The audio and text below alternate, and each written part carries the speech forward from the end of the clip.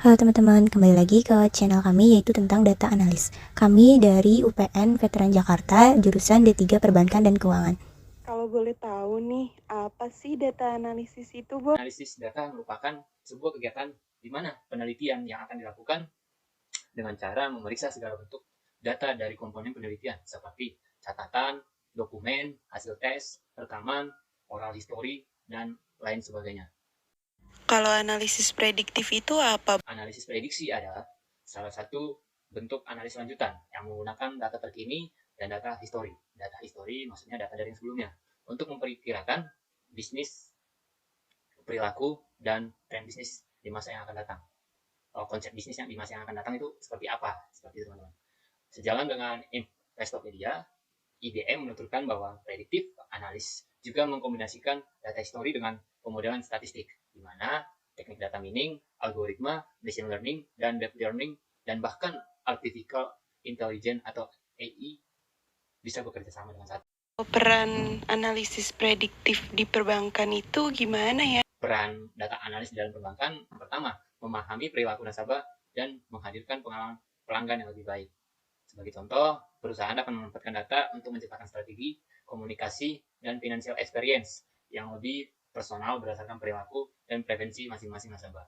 Selain itu, dapat meningkatkan kualitas pengalaman pelanggan serta dapat dimonitor dan dianalisa lebih lanjut untuk perkembangan bisnis. Yang kedua, meningkatkan kualitas layanan di masa yang akan datang. Contohnya, dengan menggunakan big data analis dan dapat diolah untuk meningkatkan kualitas data perbankan kepada nasabahnya.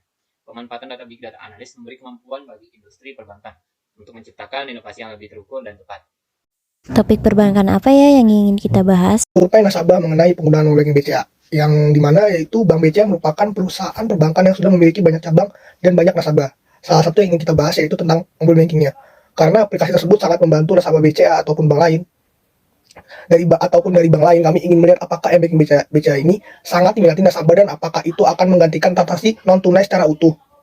Terus bagaimana prediktif analis menyelesaikan permasalahan tersebut ya? Bahkan metode statistik sederhana dengan algoritma dan machine learning untuk mengidentifikasi dan memprediksi kondisi tertentu. Dengan demikian kita dapat melakukan analisis dan membuat prediksi di masa mendatang. Di sini ada teknik prediksi analisisnya, mencari dataset, eksplorasi kolom dataset, data preparation, eksplorasi data analis, data processing, dan eksplorasi model, dan yang dimana di dalamnya itu dari perubahan pembuatan model atau uji performa model dan pemilihan model terbaik. Di sini ada proses prediksi analisisnya. Yang pertama itu mencari dataset. Pada dunia perbankan kalian bisa mendapatkan dengan cara melakukan survei pelanggan. Biasanya dalam bentuk kondisioner atau pada zaman sekarang itu adalah menggunakan gift form. Seperti yang kita buat menggunakan gift form, kita melakukan survei kepada nasabah BCA mengenai mobile banking. Terdapat beberapa pertanyaan mengenai kepuasan nasabah untuk mobile banking ini. Dan yang kedua, eksplorasi kolom dataset. Metode yang umumnya digunakan ketika melakukan eksplorasi data adalah secara numerik atau tabulasi, yang dimana atau secara visual dengan memanfaatkan grafik.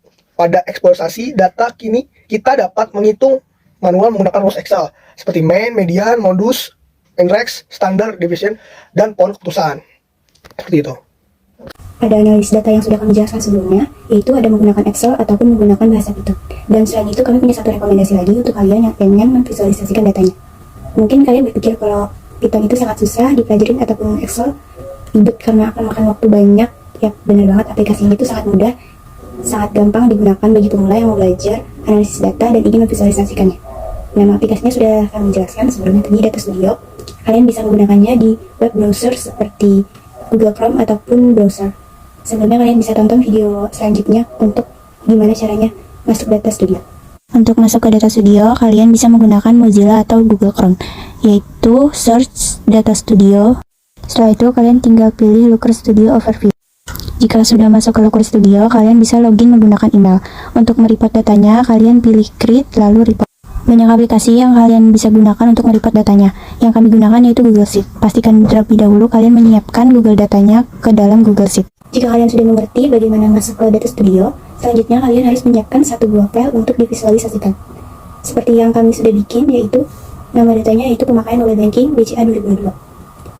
Bisa dilihat kami sudah memvisualisasikan datanya. Pertama, jika ingin membuat chart, kalian bisa pilih add chart di bagian atas. Yang di sebelah kiri ini kita memakai pie chart. Dipencet aja, terus setelah itu Untuk dimensinya kalian mau pilih mana terserah. Kalau kami itu menggunakan apakah nasabah ini lebih suka transaksi tunai atau non tunai. Terus bisa dilihat di sini ya, yang dari 52 jumlah nasabahnya yang sudah survei yaitu yang non tunai ada 76,9% dan yang memilih tunai yaitu 23,1%. Jadi rata-rata nasabah ini sudah memilih menggunakan transaksi non tunai. Selanjutnya kalian bisa masukkan logonya yang kalian ingin pakai, itu tinggal pencet yang image di sebelah sini. Terus untuk yang kanan atas ini adalah jumlah record nasabah yang sudah ikut survei. Kalian tinggal pilih add chart, lalu pilih score card, dipencet aja. Terus untuk matriksnya itu kalian bisa pilih record column. Dan untuk yang tabel yang ini kami menggunakan jenisnya yaitu pencet card, pilih yang chart tabel. Terus dimensinya kami menggunakan berapa sih yang menyukai mobile banking atau yang sudah memakai mobile banking. Terus di sini kelihatannya yang sudah pernah itu ada 37 orang, dan yang untuk sering sekali ada 14 orang, dan yang tidak pernah itu 1 orang. Dan selanjutnya untuk yang di bawah ini juga menggunakan pie chart. Sama seperti tadi, kalian bisa pencet add chart, lalu pilih yang ini. Selanjutnya untuk dimensionnya kita ingin melihat fitur yang sering mereka pakai. Ya, di sini ada 52 nasabah yang fitur yang mereka sering pakai yaitu ada transfer, QRIS, flash, dan virtual akun sama cardless. Jadi sudah terlihat di sini ada persenannya, sudah terlihat jelas. Terus yang sebelah tengah, di sini kita memakai style yang himpunan. Kalian bisa pencet yang sebelah sini, terus pilih chart mode, terus pilih yang Venn diagram. Di sini kami membandingkan berapa sih yang sudah menggunakan cardless. Di sini terlihat ada yang pernah itu 33 orang dan yang belum pernah ada 19 orang. Jadi sudah terlihat jelas. Terus yang pojok kiri bawah itu ada kita menggunakan chart namanya bar chart, yaitu kita pengen membandingkan nasabahnya tuh lebih suka m-banking atau lebih suka memakai kartu ATM. Dan di sini terlihat ada 45 orang yang suka memakai m-banking dan yang kartu ATM ada 7 orang. Baik, setelah penjelasan dari Onidiana mengenai survei form pada mobile banking BCA tahun 2022, selanjutnya saya akan menjelaskan mengenai Python pada aplikasi Visual Studio Code. Sementara Oni pakai Google Studio, dan saya akan menjelaskan data tersebut diklasifikasikan dalam Python Visual Studio Code aplikasinya. Sebelum itu, saya akan menjelaskan mengenai tata cara penggunaan dataset pada Python. Tahap awal kita harus melakukan import dataset ke dalam workspace menggunakan CSV dan tampilkan juga dalam bentuk atau shape dari dataset tersebut beserta 5 data teratasnya. Nah, berikut merupakan data-data yang harus kita input ke dalam Visual Studio Code. Misalnya coba import pandas std dan df load sama dengan pd CSV, lalu disesuaikan dengan lokasi file CSV pada dataset. Di sini saya menyimpan datasetnya itu pada data C, lalu kelompok 7, dan saya taruh kode program ONI dan pemakaian mobile banking BCA. Untuk kode program ONI, Excel-nya kita ambil dari data QLab, email, mail, contohnya ada no dan yes, dan lain sebagainya. Sedangkan untuk yang survei kita pada kali ini itu pemakaian mobile banking BCA pada tahun 2002, kita masukkan foldernya, lalu kita tambahkan file Excel-nya yang sudah kita buat.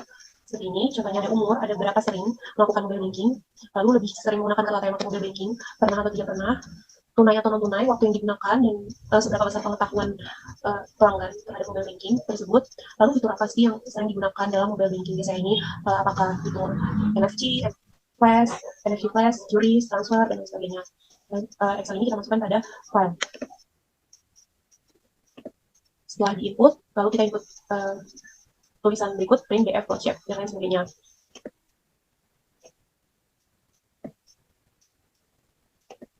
Nah, ini untuk penjelasan kolom datasetnya. Berikut merupakan dataset yang ada update path, periode data yang diolah, customer ID untuk digital jenis kelamin, pakai gender, ini untuk warga negara senior citizen. Untuk lebih lanjut, saya akan jelaskan aplikasi Visual Studio Code. Baik teman-teman, jadi sebelum saya menjelaskan mengenai aplikasi Visual Studio Code, saya akan menjelaskan beberapa pengertian dan kelebihan terkait aplikasi Visual Code itu tersendiri. Jadi apa sih aplikasi Visual Studio Codes ini? Aplikasi Visual Studio Codes adalah sebuah codes editor yang bisa digunakan di semua desktop. Software ini juga bisa Anda gunakan di semua operating system seperti Windows, Linux, Mac. Kode editor ini dibuat dan dikembangkan oleh Microsoft. Nah, jadi kalau dilihat dari segi fungsinya nih teman-teman, text editor yang satu ini sebuah software yang cukup powerful namun tetap ringan ketika digunakan. Software ini cukup penting untuk dipakai membuat dan mengedit search codes dari berbagai bahasa pemrograman seperti JavaScript ataupun Node.js. Software ini juga bisa digunakan untuk mengedit source code dari berbagai bahasa lain seperti Python. Contohnya yang kita bahas pada kali ini itu Python. Salah satu alasannya karena software ini memiliki ekosistem yang cukup luas dan tersedia banyak extension. Apa aja sih kelebihan dari Visual Studio Code? Yang pertama itu multi-platform. Keunggulannya cukup penting, Visual Studio Code bisa digunakan pada semua platform. Software ini bisa digunakan di semua desktop operating, dan kemampuannya membuat kendala yang biasa terjadi pada perangkat bisa dihindari. Fiturnya juga lengkap banget nih teman-teman. Ada software text editor yang memiliki fitur sangat lengkap. Hal lain juga cukup menarik, software satu ini bisa terdapat extension marketplace, merupakan tempat Anda bisa gunakan untuk mencari dan menambah fitur Anda nanti. Dan performanya juga cepat banget nih. Nyatanya itu tidak akan dialami meski memiliki banyak sekali fitur extension. Nyatanya performa dari software ini tetap tangguh, alasannya karena semua extension dan fitur tersebut sudah teroptimasi dengan baik dan tidak mengganggu kinerja dari text editor. Mendapatkan dukungan arsitektur yang terbaik. Selanjutnya, saya akan menjelaskan bagaimana saya menjalankan Python pada aplikasi Visual Studio Code ini. Pertama-tama saya akan menjelaskan terlebih dahulu data QLab pada Excel yang sudah diberikan.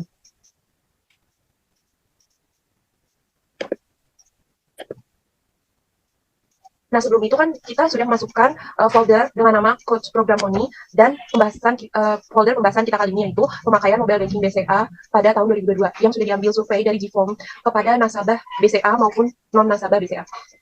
Pertama, kita akan menjelaskan folder Coach Program Only dulu pada aplikasi Visual Studio Code ini.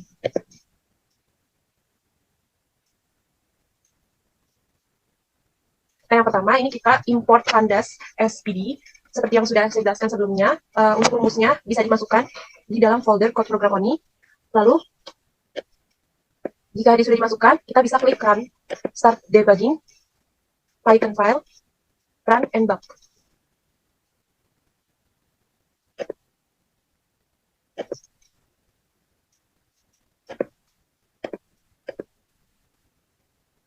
Nah, bisa lihat ya teman-teman, jadi di sini udah tercantum bahwa file kita itu terdapat di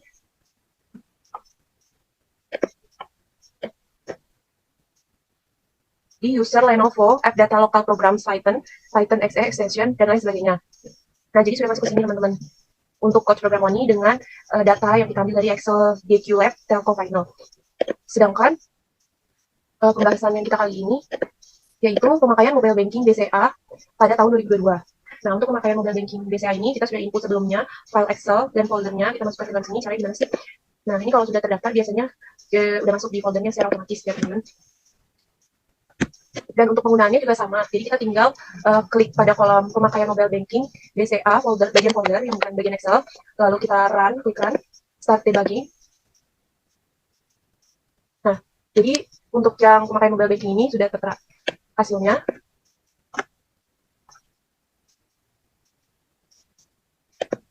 Baik teman-teman, sebelum saya jelaskan mengenai hasil dari pemakaian mobile banking tahun 2022 yang menjadi pembahasan kita kali ini, saya akan jelaskan terlebih dahulu hasil pemrograman Python pada folder Code Program Only dengan data Excel data QLab.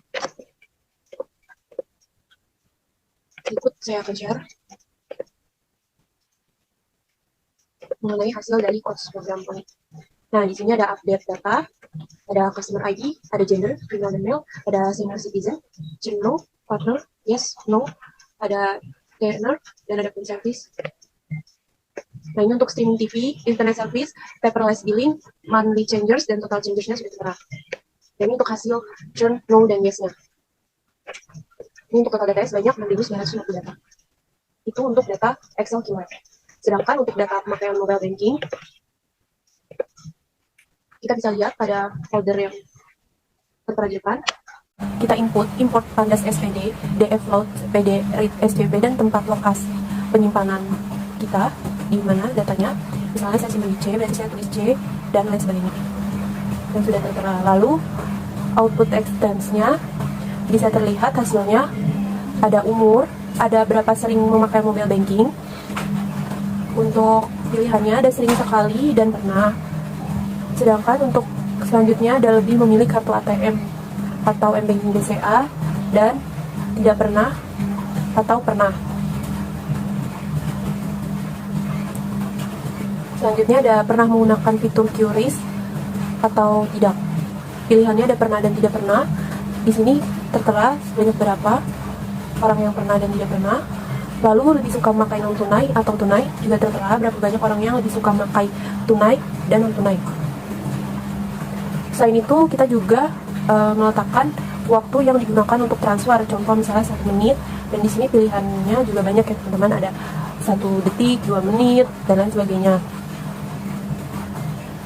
Nah ini untuk ada pilihan yang lebih sering digunakan, M-Banking, fitur NFC Plus, atau kartu ATM.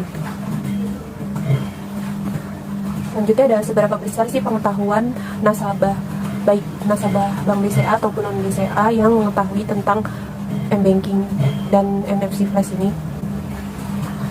Baik teman-teman, itu untuk hasilnya. Pada pertemuan kali ini dapat disimpulkan bahwa predictive analytic ini sebuah metode analisis untuk memprediksi kondisi di masa yang akan datang. Metode analisis ini diperlukan tidak hanya oleh perusahaan bisnis, tetapi juga oleh institusi pendidikan. Salah satu teknik prediktif analitik yang paling umum digunakan itu adalah decision tree atau pohon keputusan. Sebab teknik ini menggabungkan visual sehingga mudah dimengerti oleh orang awam. Jika Anda adalah pemilik bisnis, penting untuk memulai melakukan analisis prediktif guna mempersiapkan kemungkinan bisnis yang bisa terjadi di masa depan. Nah, jika masih bingung, algoritma Data Science School bisa menjadi solusinya, atau yang sudah dijelaskan tadi, Visual Data Scout, Google Studio, dengan teknik yang cukup lebih mudah, yang sebelumnya sudah rekan-rekan kami sampaikan. Algoritma Data Science ini menawarkan layanan konsultasi dan training untuk meningkatkan literasi data dan budaya berbasis data di tempat usaha Anda. Jadi bisa dipelajari lebih lanjut dan Anda bisa menggunakan ini dengan mudah. Baik teman-teman, sampai di situ aja pembahasan kita kali ini. Jangan kemana-mana, jangan lupa like, comment, and share. Bagikan hal yang bermanfaat ini ke banyak orang. Semoga hal yang kita sampaikan ini bisa menjadi acuan teman-teman untuk pertimbangan kehidupan selanjutnya. Terima kasih.